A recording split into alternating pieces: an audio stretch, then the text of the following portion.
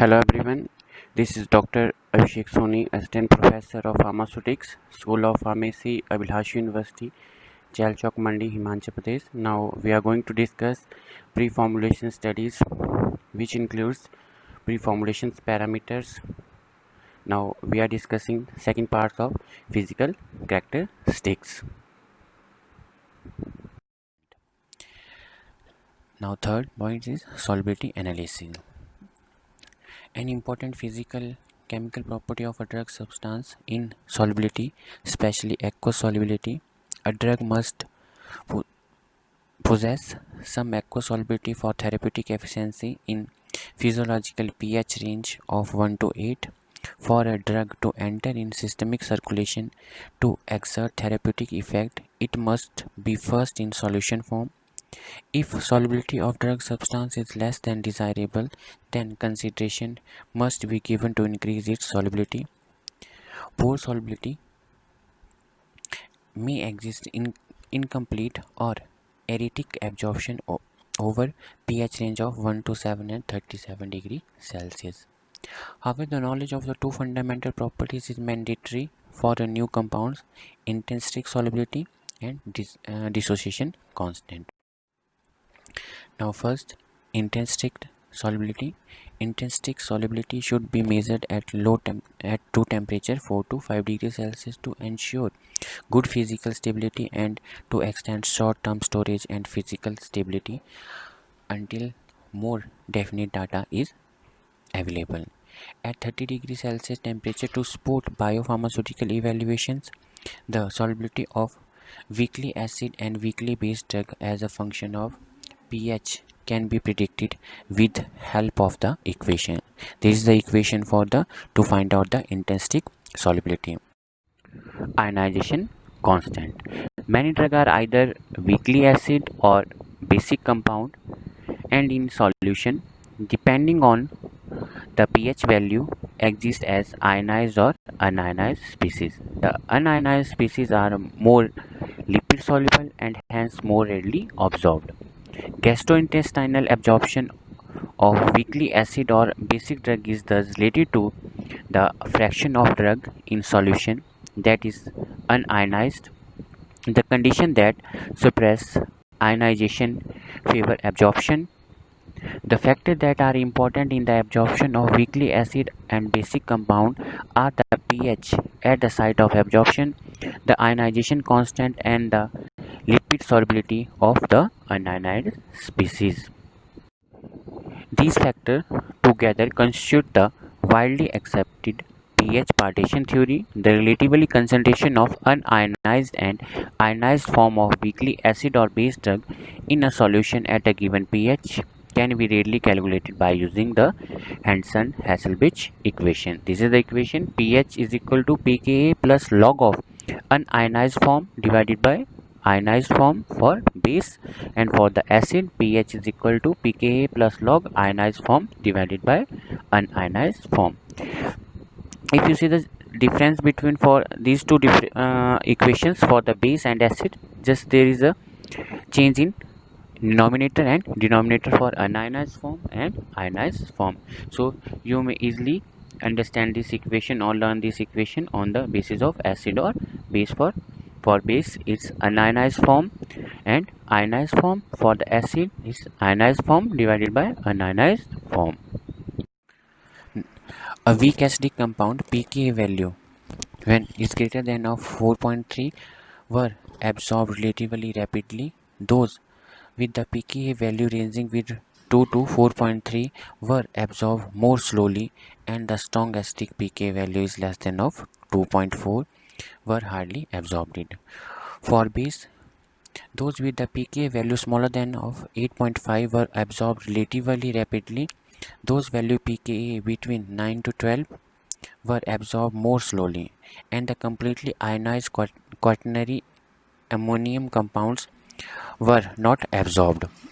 In pharmacokinetic area, the extent of ionization is important effect of its extent and absorption, distribution, and elimination. The extent of pKa in many cases highly depend on pH of the medium containing the drug. Now the method to find out the pKa: potentiometry titration, spectrophotometric determination, dissolution rate method, and liquid-liquid partition coefficient. Partition coefficient denoted by P, this is also known as distribution coefficient, which is denoted by D, is the ratio of concentration of a compound in a mixture of two immiscible solvent at equilibrium. This ratio is therefore a comparison of the solubilities of the solute in these two liquids.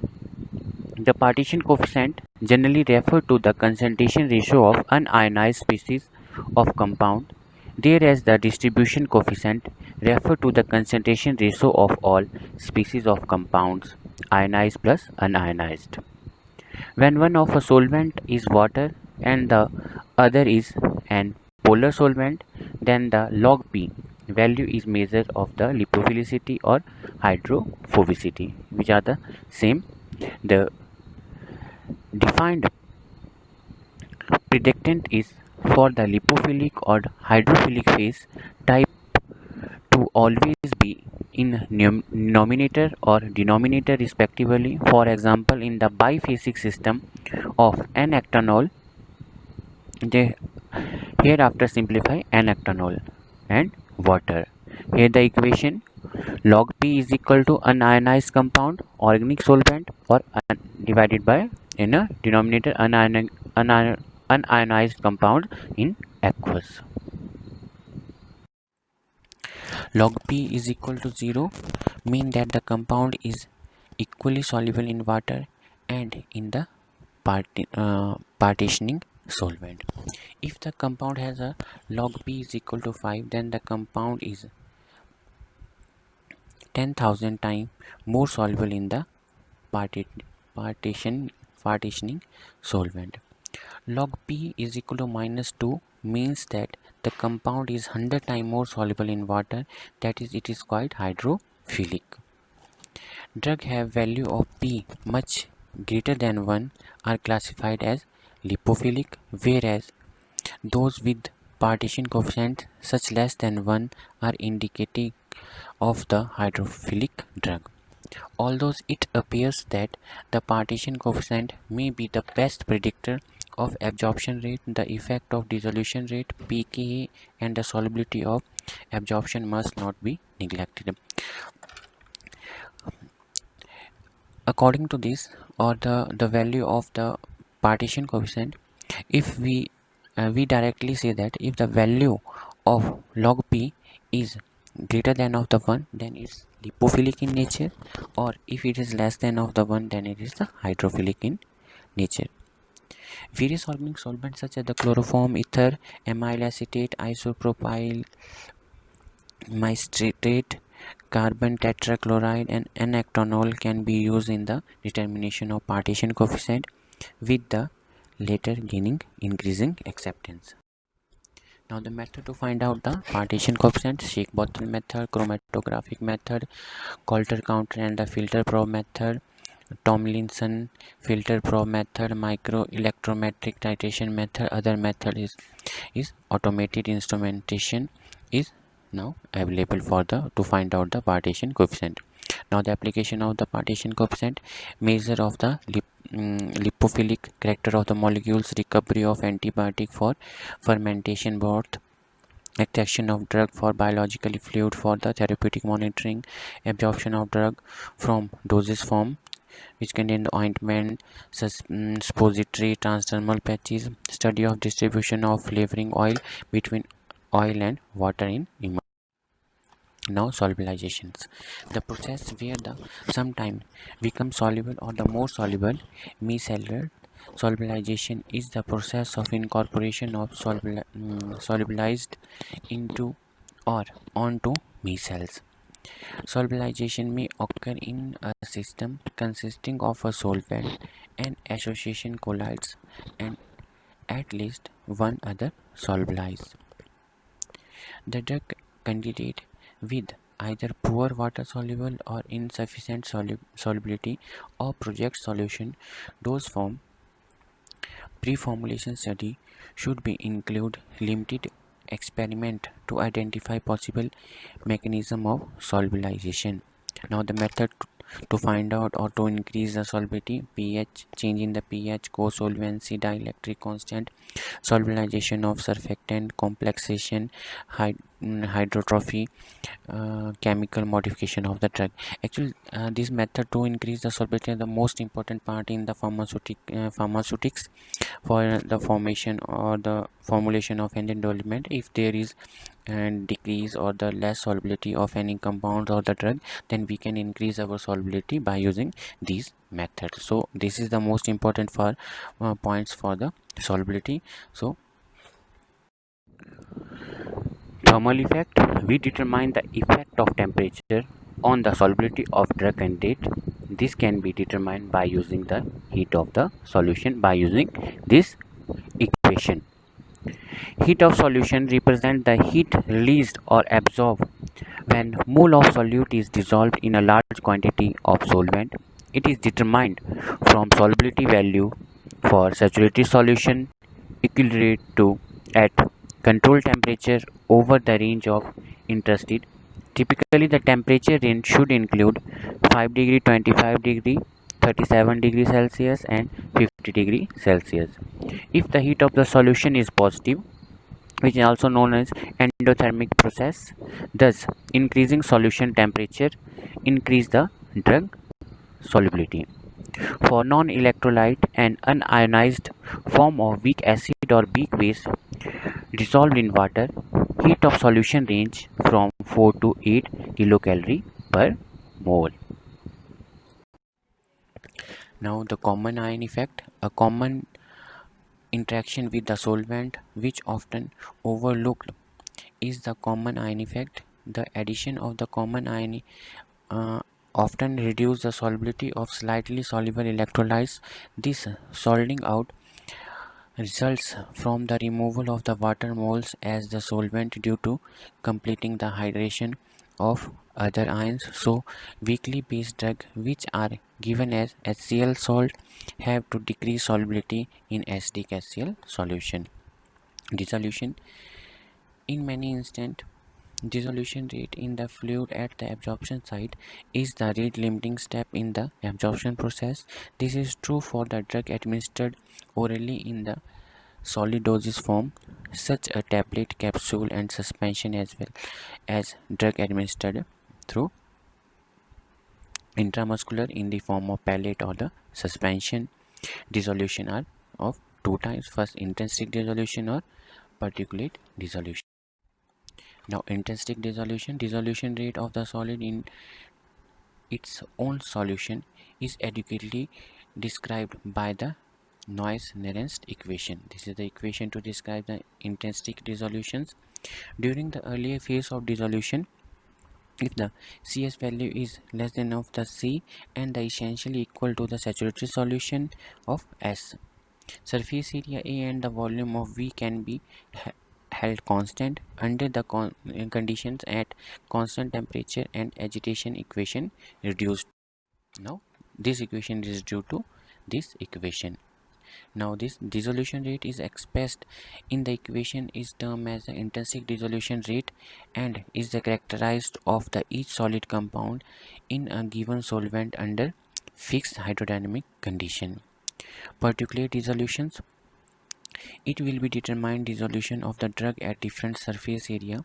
It is used to study the influence on dissolution of the particle size, surface area and the mixing with the excipient. So if particle size has no influence on dissolution, then other method like addition of surfactant will be considered. Now the stability studies. First, the stability study contains further incompatibility. When we mix two or the more active pharmaceutical ingredients and or excipient with each other, if they are antagonistic and affect adversely the safety, therapeutic efficacy, appearance or elegance, that they said to be incompatible. Now incompatibility: first, there solid state stability studies. Solid state reaction are much slower and more difficult to intermediate than the solution state reactions due to reduced number of molecular contact between drug and excipient molecules and to the occurrence of multiple phase reaction. Now this is the example for the sample first, second and third. All the sample of the drug excipient blend to kept for the 1 to 3 weeks at the specific storage condition. Then the sample is physically absorbed for caking, liquefaction, discoloration, odor and gel formation. It is then acid for the TLC, HPLC or DSC. Now after that we can evaluate these formulation by using TLC, HPLC or the DSC techniques. Whenever feasibly, the degradation products are identified by the mass spectroscopy, NMR or the other relevant analytically technique. Second one is the solution state stability studies.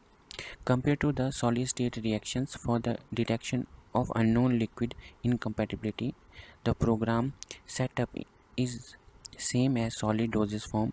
Now according to the stability guidelines by the FDA state that the following condition to be evaluated in study of solution or suspension of the bulk drug substance. These are the acidic or alkaline pH, presence of added substance, chelating agent, stabilizer, etc., high oxygen and nitrogen atmospheres, effect of stress testing. Drug excipient compatibility studies. In the tablet dosage form, the drug is in intimate contact with one or more excipients. The latter could affect the stability of drug. Knowledge of drug excipient interaction is therefore very useful to formulator in selecting appropriate excipients.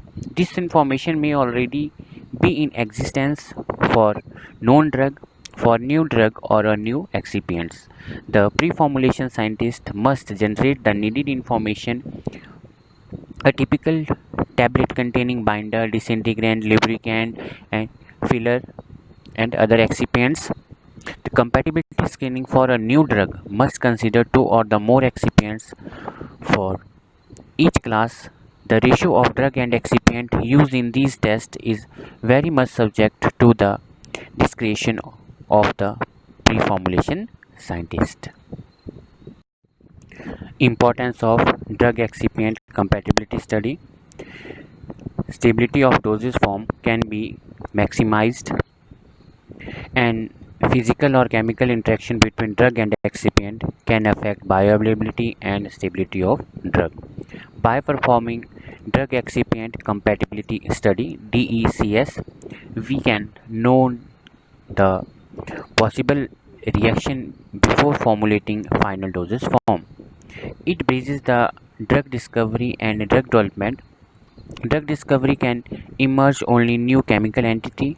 It becomes drug product after formulation and processing with excipients. By using drug excipient compatibility study data, we can select the suitable type of excipient with the chemical entity emerging in drug discovery program. Drug excipient compatibility study data is essential for IND investigation new drug submission. Now US FDA has made it compulsory to submit drug excipient compatibility study data for any new coming formulation before its approval. Now here some analytical technique used to detect the drug excipient compatibility are thermal method of analysis, DSC differential scanning calorimetry, DTA differential thermal analysis. Second one is accelerated stability studies. Third one is FTIR spectroscopy.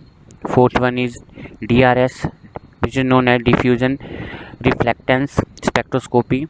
Fifth one is chromatography, which includes self-interactive chromatography, thin layer chromatography, high pressure liquid chromatography HPLC, and sixth one other miscellaneous radio labeled techniques, vapor pressure osmometry, fluorescence spectroscopy. These are physical parameters or physical characterization to detect the pre-formulation study. After that, we are going to discuss chemical characterization for pre-formulation studies. Kindly subscribe my YouTube channel for other updates regarding the pharmacy lectures. Thank you.